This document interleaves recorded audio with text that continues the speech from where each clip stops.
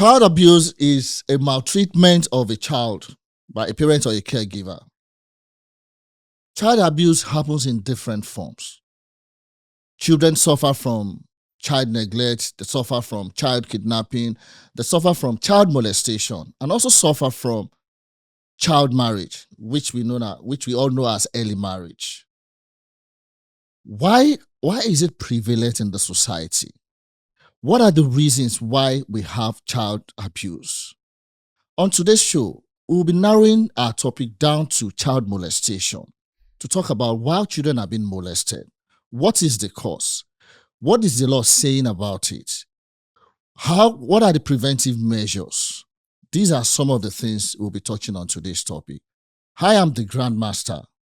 Welcome to another episode of Hard Knocks, where we talk about life issues, we talk about social media trends. And I have with me my usual suspect to discuss today's topic. I'll be starting with Ode.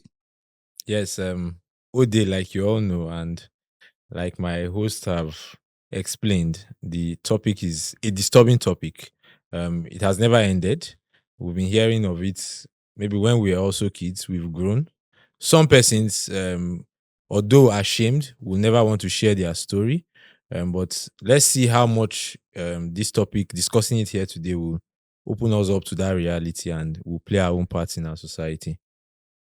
And we have our guest today who will be doing justice to today's topic. She'll be introducing herself.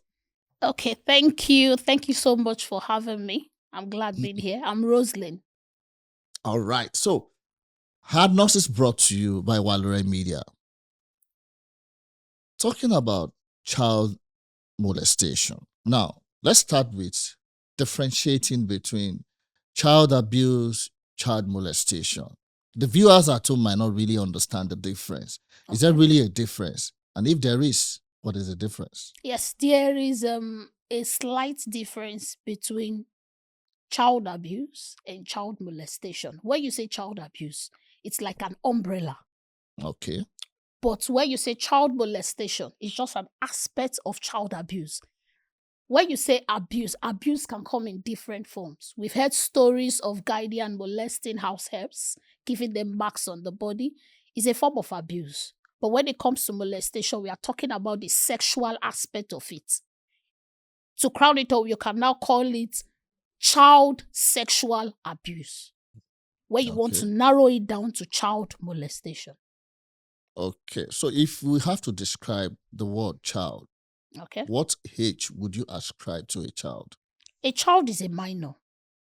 Anyone, any human being below the age of 18, even legally, the legal practitioners recognize a child, a teenager, an adolescent below 18 years old. That's a child, a minor. Okay, now, so I want you to throw more light on child molestation. Okay, thank you. Like I said before, when we say molestation, it talks about sexually abusing the child. So by the time we bring the three words together, child molestation, it is simply telling us that you are abusing a child, forcefully or sexually coercing a child to have sex with an adult or a more powerful person. Are you with me, sir? So for child molestation, that minor is voiceless. That minor is, the way they see it in the society, is not powerful to be able to defend himself or herself. Because molestation, it's those days we look at it that it's only for girls. Even boys these days are being molested. So child molestation has to do with forcefully allowing a minor or engaging a minor in sexual abuse. So when we talk about sexual abuse, does it include just the penetrative act alone, or, for example, subjecting a child to watching porns with you? It doesn't only subject to penetration.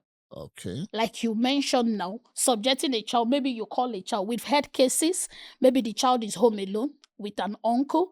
Because before I go forward, let me make one thing clear. People who molest children are usually known to these children. 95% of people who perpetrate this evil of molesting children, they are known by these children. It's either a neighbor, an uncle, a family friend, even sometimes a tutor, lesson teachers at home and all. So it doesn't only involve penetration. Opening your phone, opening sites that shouldn't be for minors, sitting down to watch with a child is part of molestation. Another form of molestation is kissing. There is something we call, when you're giving children sex education, there's something we call the good touch and the bad touch. Children know. By the time you're giving them the good touch, they know. A child who has been informed, a child who has been enlightened about child abuse, about sexual abuse, by the time you start touching that child, the child will know that, no, this is a form of molestation for me. So it's not only penetration. It involves watching porn. It involves you even undressing yourself in front of a child. Is a way of sending messages to the mind of that child. By the time that child starts seeing the form of nakedness you are exposing to him or her on TV, he would think it's normal. But indirectly, you are molesting that child. So what about you? You said something just now that being naked before a child. Yes. I think some mothers are guilty of this. They see it as nothing, that after all, 90% this person of is my child. murders, 90% of murders, by the time a child close to, you think that child is not seeing anything.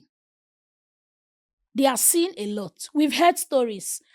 Fortunately for me, I also work in a school. So we know some of these things. You hear stories to the extent the child will tell you that my mom bathes with me. You are already exposing that child to things he or she shouldn't see. Are you getting me, sir? So child molestation goes beyond you're forcing the child in order to penetrate. No, simply exposure. Undressing yourself before the child. That's why we warn couples, we warn parents, you need to be discreet. When you have to do the do as a couple, you need to be very discreet because you might think your children are not watching. So it's very deep. It's a deep issue. Okay, let me clarify something now. All right, sir. Now, we talk about indecent exposure.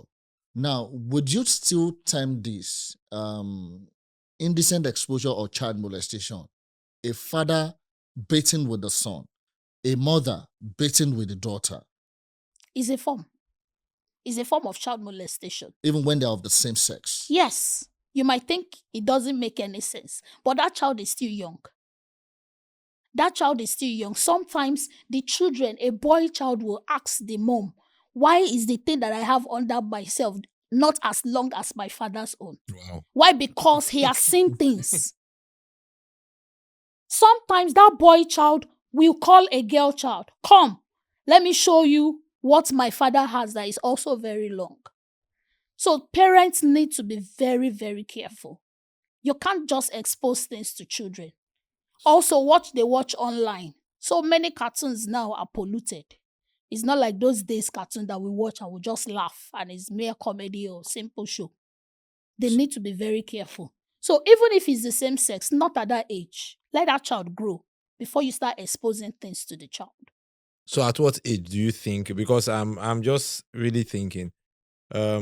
We found out that over time, sex education, our older parents, is because they hid things from us. It was almost like a no-go area. We don't talk about some of these things. So when you now find parents trying to bond with their kids, I don't know if we call that bonding, a father and a child bathing, right, or a mother. Don't you think children learn better by, the real thing rather than hiding from them? And if you say we should hide, at what age should you start telling your kids this thing? Okay, there is a relationship between sex education and the issue of molestation. You know, the other time I spoke about a child being aware of a good touch and a bad touch. Sex education should start early for children, but teaching them the real thing. There are levels of sex education. For example, for a 2-year-old, I want to teach you sex education. I won't come and start telling you about deeply sex. I will start by telling you to appreciate your body, that you're a girl. Do not let any uncle or any auntie touch you anyhow. So there are phases to these things. You don't just come straight for a little child. There is nothing about sex that child wants to learn except the opposite aspect because you have introduced an explosive or how to hit. So do you look at the form of teaching about sex education in modern times? Is it more effective than what we used to have in the past? And I'll say this: there are some girls that have told you that their mother told them that if a man touch you, you get pregnant.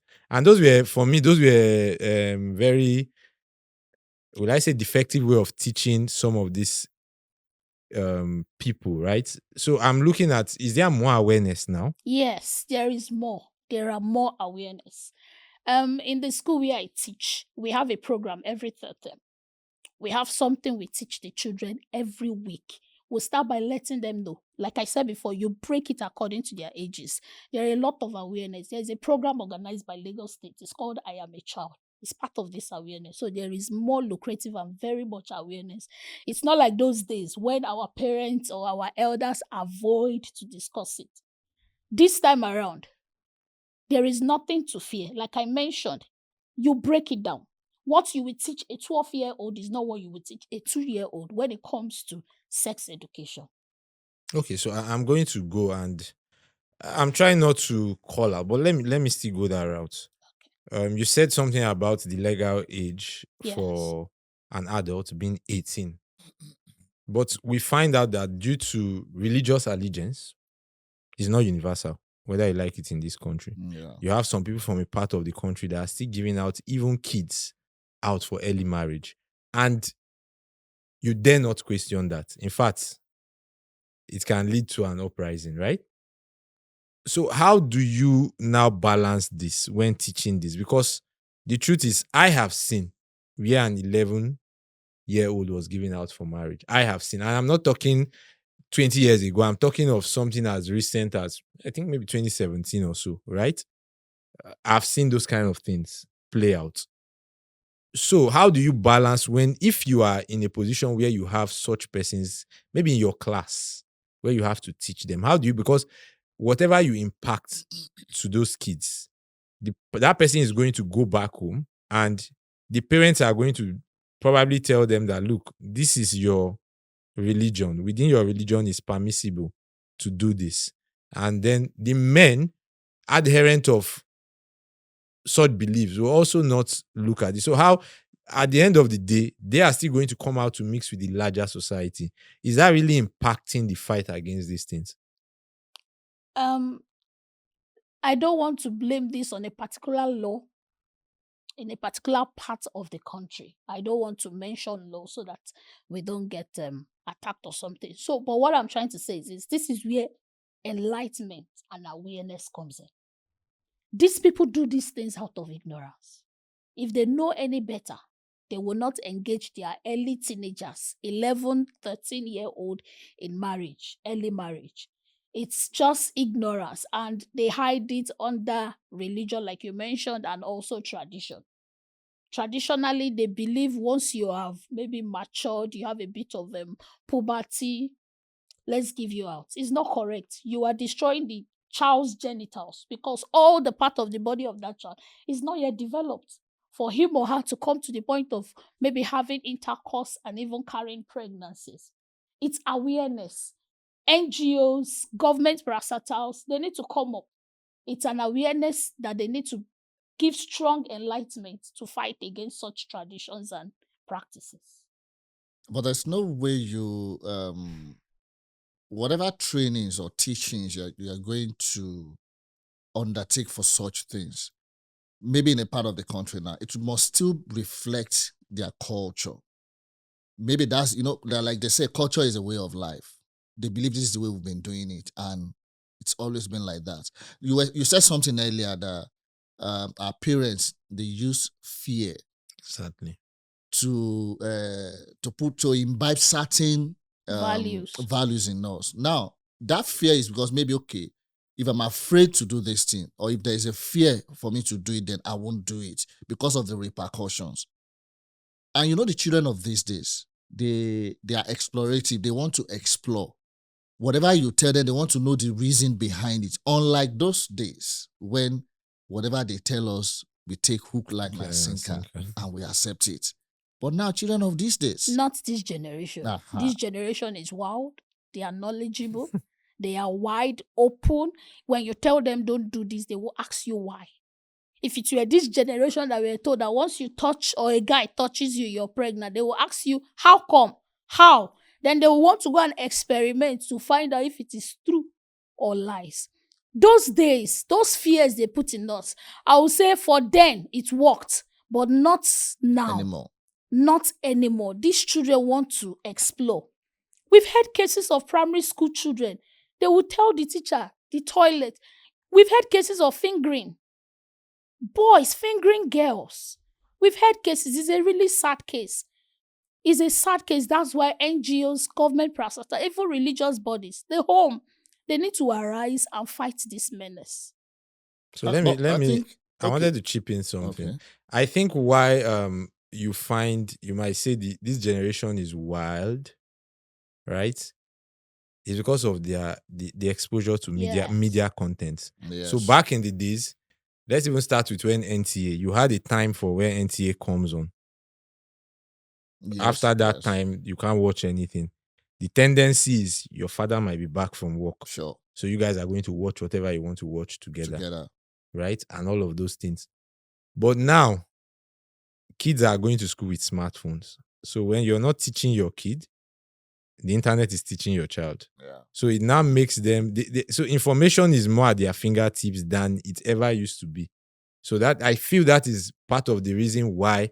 So they are more exposed to both the bad and the good. And sometimes it makes them seem like they are knowledgeable, but I don't know. It's a major factor. The internet, social media, all the civilization and technological things out there is a major factor. And if there is no parental control, that's where we have some of these issues.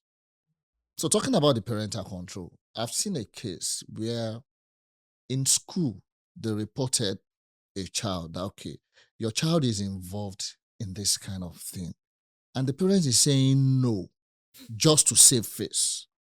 Action is not being taken. That's a big issue. It's called denial. So many parents live in denial. But why would they want to do that? One thing they fail to understand that the child that you don't help to correct today, you will pay a lawyer to bail that child out in future. Wow. It's a big truth. That's something they don't realize. Because these parents, the teachers spend a major time, maybe during school period when they are not on break. The teachers, the school, spend a major time. Just imagine you go to school, like where I work, school resumes 7:50. School close 2 p.m. There are some schools that will do 2 p.m., do lesson. We have what we call after school. Some children will stay in school till 6. Around that period, it's a longer time for the teacher, the school, to stay with the child. Yes. So the parents, they are supposed to look at it that if this teacher or the school that stays longer time to spend time with the parent, most of the time, before the parents get home, the child has slept off.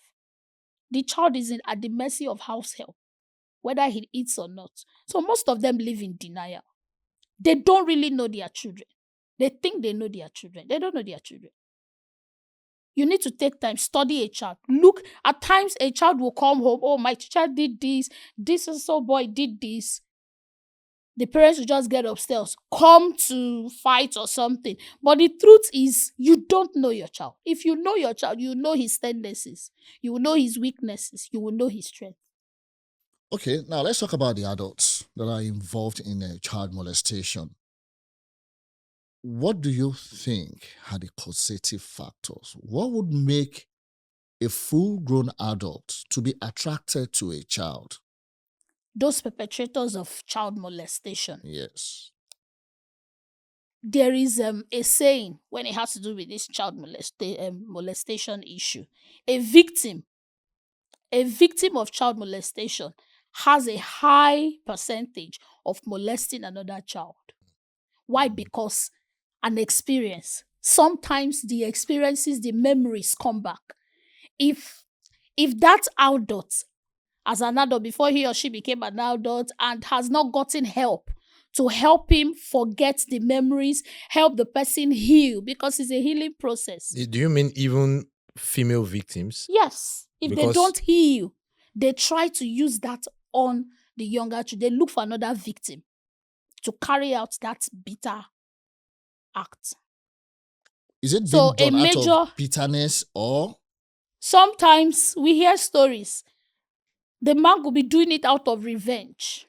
Mhm. Out of revenge. A lot of things happen, and sometimes it's just an act of waywardness. Imagine you're a public compound where small children are, and the big aunties outside did not enter your eye. It's small children playing outside. And when you see them bathing outside or something, it becomes an issue in your brain. It's also a psychological issue because when it comes, you can't control yourself.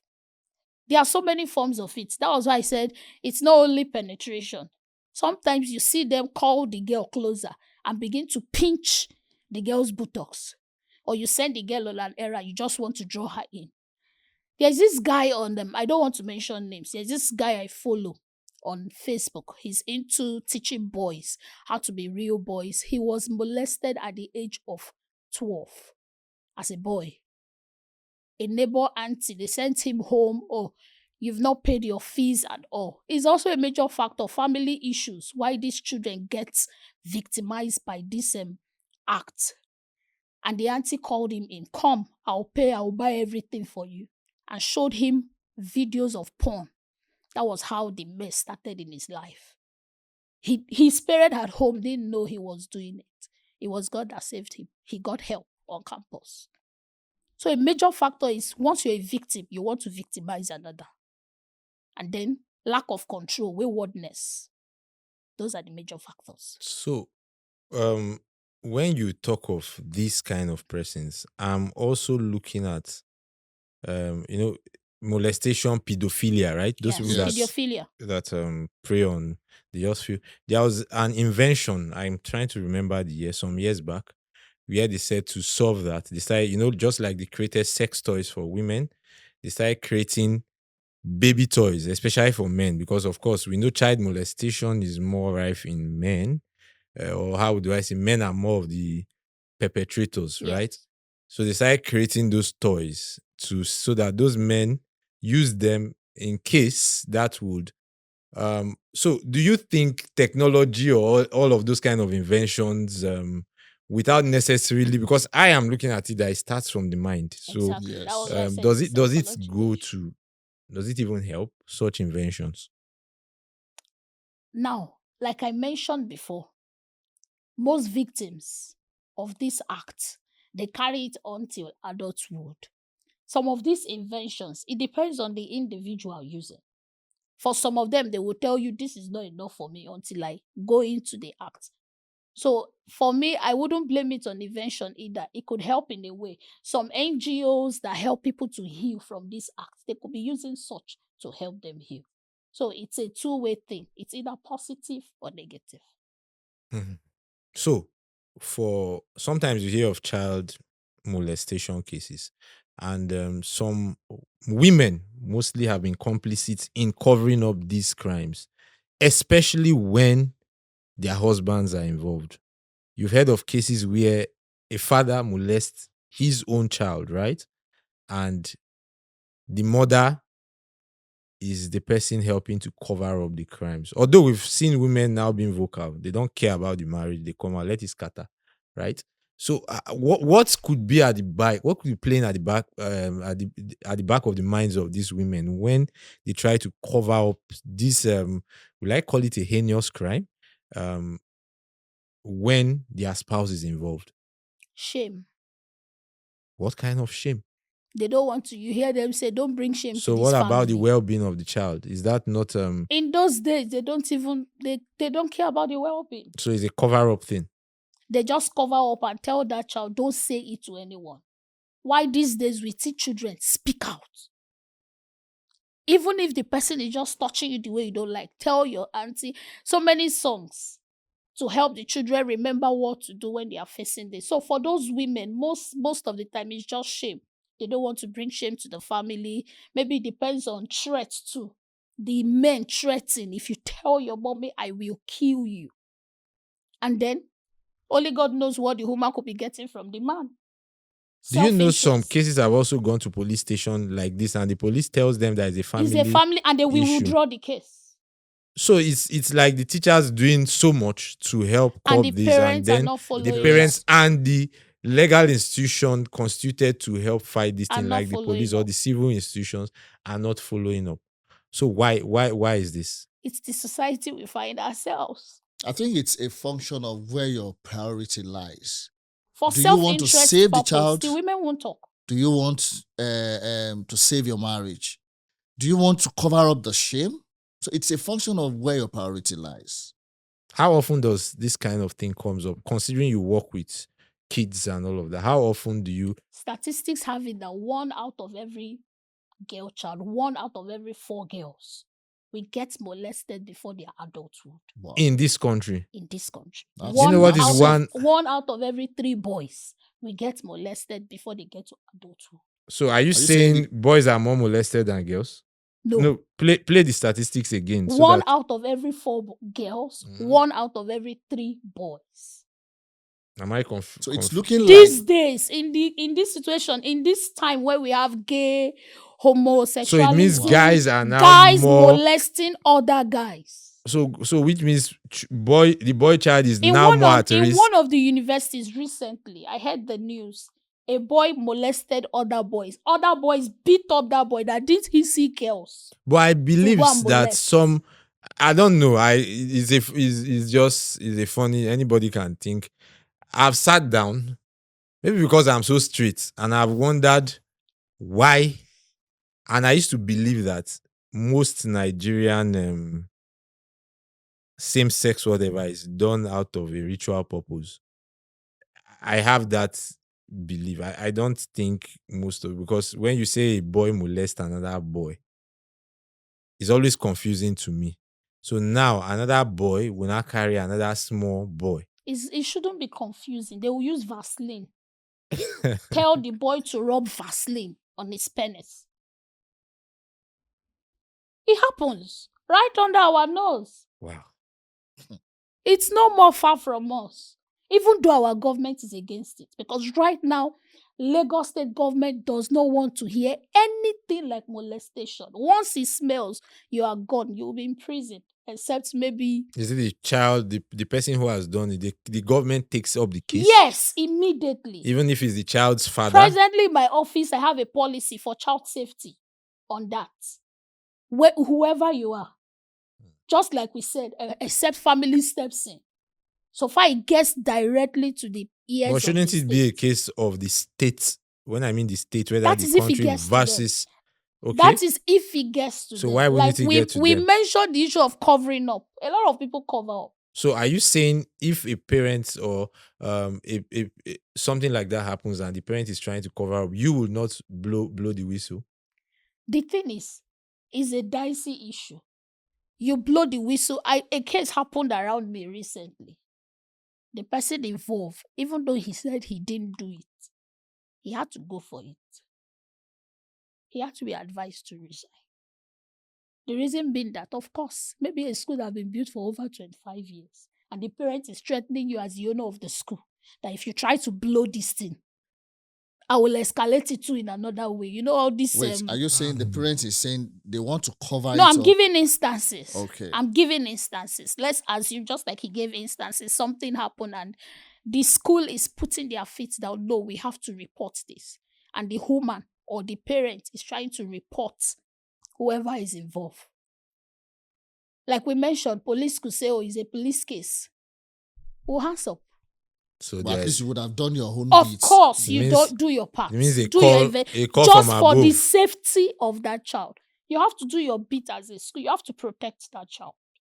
Okay. If possible, give advice to family if it's to withdraw the child from the environment where the said incident could be taking place. Withdraw. So do kids really heal from this thing over time in the future? It Like takes time. it takes time. Like do they even ever heal completely? It takes time. I don't want to bring in religion. Sometimes God has to help the person. It takes time. They hardly get into any correct relationship. The memories are there. Sometimes it could cause promiscuity. A lot of things. Sometimes it destroys family relationship because the family may not believe the child. And I will carry that hurt if I'm the child. Still talking about the child molestation and families.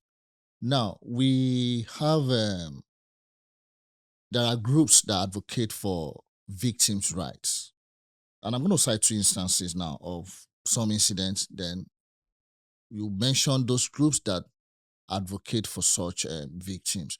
Now, there is a case of a family, husband and wife, who are childless. Now, they brought in a girl to her as a maid.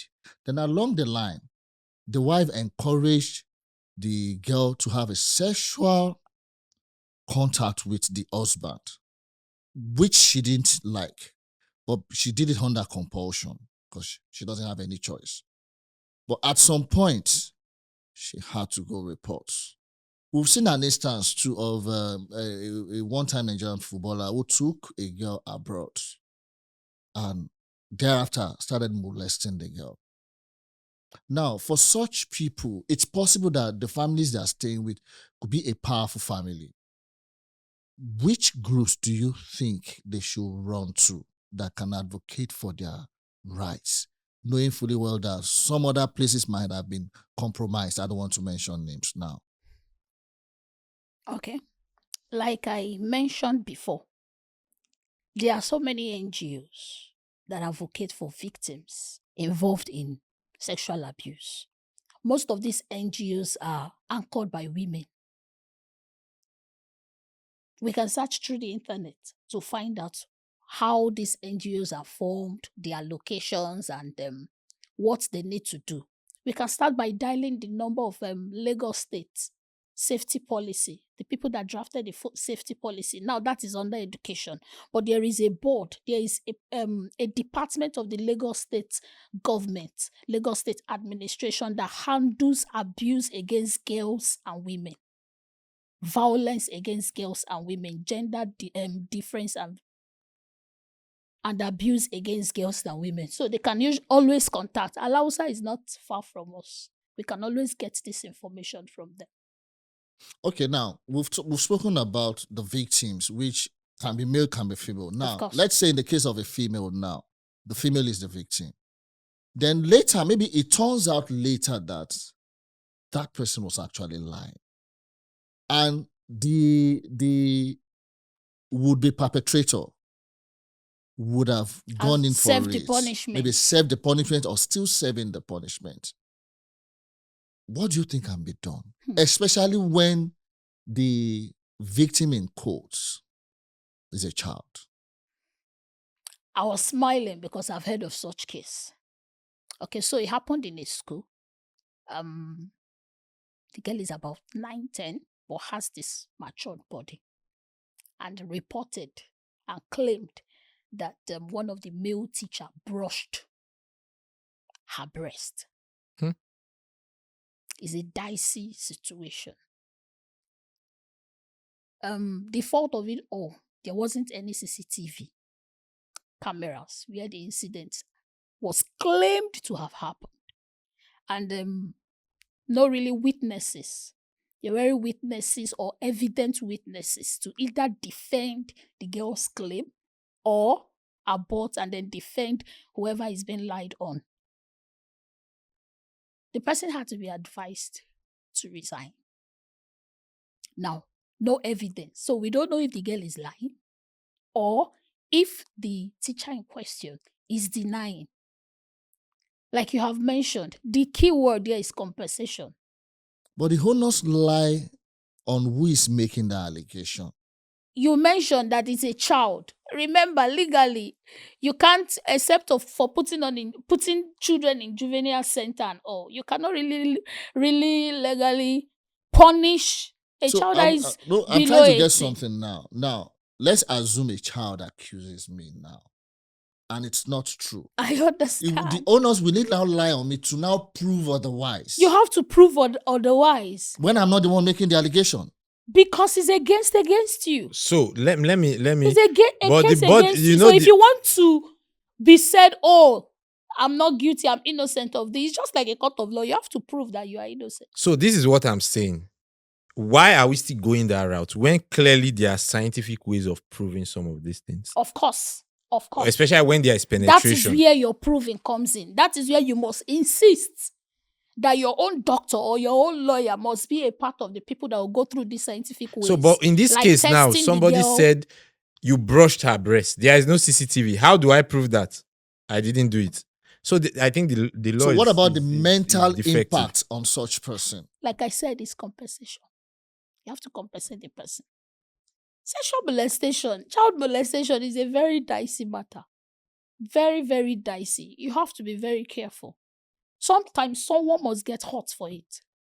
And is it right?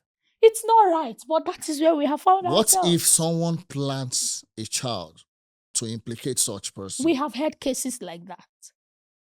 We have seen cases like that. Most times, because it's a child, the parents will tell you, I believe My child. my child. The parents will tell, do you know how she came to report? Okay, now let me ask one question. Now, back to what you just said, the parents will always believe their child. But now, an accusation is being made against a child. Okay, your child has been found to do this thing in school, and you chose not to believe. But when it now comes to the fact that, okay, your child is accusing someone That else. was why I said parents live in denial. They will always do what is in their best interest. Parents need to do more. So They you need said to do you more said to know the. their children, to know their tendencies. So when you talk of the Lagos state government having a department that caters to molestation against women and girls, why is there none that caters for boys and men. and men? Right? I Okay, let's believe- even leave the men. Let's say boys, because you gave a statistics here that said 1 out of 3 boys and 1 out of 4 girls. So the statistics is actually saying boys are more at risk of being Yes. sexually molested at a younger age, which I'm so confused till now about. So why? Let me just say that as this enlightenment goes on, the government and NGOs, they will come to realize that boys are usually also molested. It's clear here, Lagos State Domestic Sexual Violence Response Team. Women against rape, sexual harassment, and exploitation. It's evident. The society protects the woman. The That's society protects the woman. In this Yes, same so- society that women are always claiming that their rights are I'm not saying this like to be against the boys or the men. I'm just trying to say it. That's the society. But that's the reality. Of When you course. go out there, claim that you've been raped. They say if they Nobody born will take if you they born you serious. as man, life don't already they lead you 2-0. So you start. So, like I mentioned, we will get there. I believe men. That's why, like I mentioned, I follow someone on Facebook. That's why he started something like that. I don't want to mention his name. Okay, now we've been talking about causative factors here and there. So what are the preventive measures, both on the part of the parents and on the part of the children themselves? Counseling. No, I'm talking about how to prevent such from happening. Okay. It's just to put all measures in place. Measures like what? Number 1, enlightenment. That's why I mentioned when we started. Okay. Teach these children from young to also, number 1, be able to speak out. Number 2, let them know how someone can be around them and then they will be comfortable. And how someone can also be around them and they are not comfortable and they have to speak out. It's talking mechanism, helping them understand that they have autonomy of their body. Nobody has the right to touch or forcefully go against how they use their body. So if anyone is trying to, they speak out. So one way to prevent, the strongest way to prevent is to enlighten and create awareness and let them know that these things, they can also speak out. So in Lagos State, or I wanted to ask about the whole Nigeria. We see things in other climes where when parents are not deemed fit to be parents, the children are taken off those parents and the government caters to them. And I believe in some instances like child molestation, right? Where parents have found themselves to molest a child, sometimes not found, when it is also proven that molestation Evidence occurred occurred. based on the negligence of those parents too. They are not the direct person, but somebody molested your child, and it's also found that you were also negligent. Maybe the child was always found in places while they are punishing that person. The parent might be deemed unfit to be a parent, and it's taking. They withdraw the child. Do Nigeria, because I'm looking at our government. Do they even care about having you? I don't know if we have really come to that point. So parent, because I still see parents going back. Whether is that's why women are confident to try to cover up these crimes. So don't you think we should grow to that point, especially if the Lagos state government ever gets to see these clips? I want to believe there are measures. I believe if we search, we'll find. Because they cannot be too involved in issues like this, and there will be no measures where they can keep and protect the children, pending when the whole issue is settled. There are people we call guardians. Sometimes you take them to this home. Sometimes a child is living a juvenile home. They will tell you can't go back to your home. They'll give you a guardian that they can trust, that will give reports. Do we have juvenile home in Lagos? There is one at Idiaraba. Okay, good. There is one at Idiaraba Children's Center. I've visited there before with a group of children. What's the condition of the kids? Girls. What's the condition? Girls. The living condition? They are being taken care of because they operate like orphanage. People go there, give gifts, give provision. They have a dark room where you mess up, they put you there. Sometimes these children too, depending on what they watch, right from young, it also develops these tendencies in them. And they will also want to go that way. So it also boils down on the home, on parents. Watch your child. Protect your child. Teach your child. Let your child know that this is what is acceptable and this is not what is. Preach your own values. For a parent, if your value is abstinence as a young person, preach it, let it sink into your. There are some people, their value is not abstinence. They will teach the child how to use protection. They don't care. Have it. Use protection. Teenagers from 13. There are parents that will ask you, which boy do you like in class? Are you not starting something by asking such a question? It's true.